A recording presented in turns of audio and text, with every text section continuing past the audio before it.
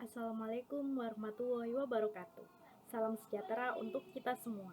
Yang saya hormati, Bapak Ibu dosen serta teman-teman sekalian.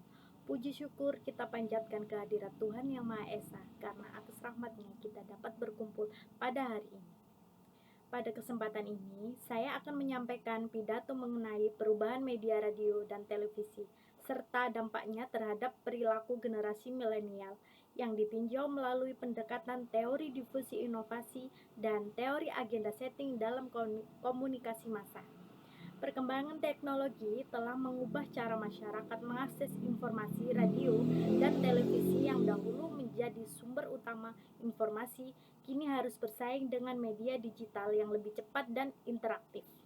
Hadirin yang saya hormati, perubahan media massa tidak dapat dipisahkan dari perkembangan teknologi digital dan perubahan perilaku audiens, khususnya generasi milenial. Menurut Everett Rogers, inovasi akan menyebar melalui proses komunikasi sosial dan waktu ke waktu. Dalam konteks ini, radio dan televisi telah mengalami proses inovasi besar. Radio tidak lagi terbatas pada frekuensi FM atau AM, tetapi telah berkembang menjadi radio digital dan podcast. Milenial menjadi kelompok yang cepat menerima perubahan ini karena mereka mengutamakan fleksibilitas, mobilitas, dan kemudahan akses. Sementara itu, televisi juga mengalami perubahan melalui hadirnya platform streaming dan smart TV.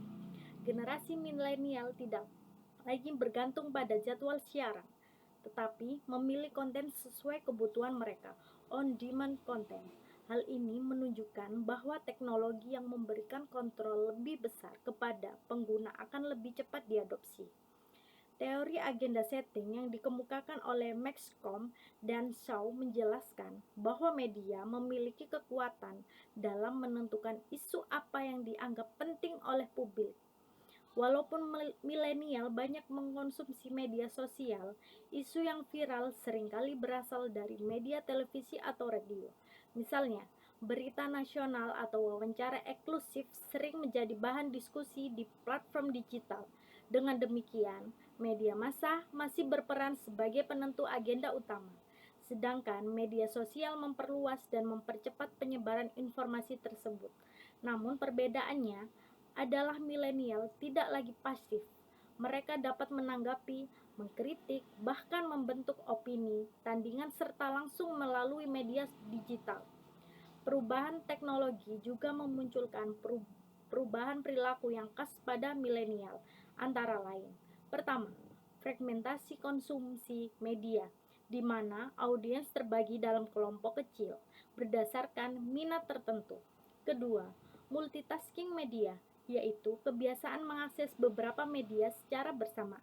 Ketiga, preferensi terhadap konten autentik, yaitu kecenderungan menyukai konten yang lebih natural, tidak formal, dan lebih dekat dengan kehidupan sehari-hari. Saat ini, radio dan televisi telah memasuki era konvergensi media, yaitu penggabungan berbagai platform media dalam satu sistem. Radio kini dapat didengarkan melalui aplikasi streaming dan ditonton melalui siaran langsung di platform digital. Televisi juga telah terintegrasi dengan media sosial, memungkinkan interaksi langsung antara penyiar dan audiens. Hal ini membuktikan bahwa media tradisional tidak hilang, tetapi bertransformasi agar tetap relevan.